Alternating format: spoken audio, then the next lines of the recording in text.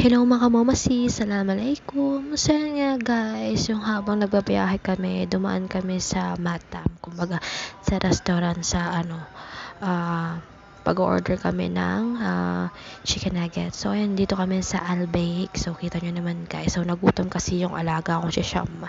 Kaya nag-order kami ng Albaik kasi nga hindi rin sila mga nagsig-almusal kasi diretso na kaming umalis. So ayun yung continuation ng video ko kanina. So yun nga guys, so ayan, naka-order na kami, nakuha na namin yung order namin. So yun guys, papunta na kami dun sa bahay ng kaibigan ng amo ko. So yun nga guys, kita nyo naman sikat ng araw, super init. So yun guys, malapit na kami dyan sa bahay nung kaibigan ng amo ko. So yun guys, so habang nagbabiyahe kami, nagbibideo ako. So para madagdagan ng aking mga video. So guys, alam nyo na yun, para mapansin ng algorithm. So hindi lang sa engagement, dapat masipag ka rin mag-post ng mga content mo.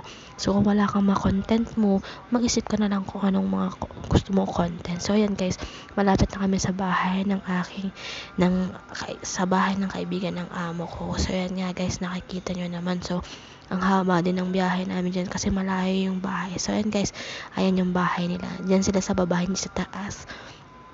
So yun guys, nagpaikot lang kami kasi nga doon niya hinanap yung sakyan niya para mamaya pag-alis namin, diretso na kami. So ayan, masjid siya, yan dyan nagsasala yung mga Muslim.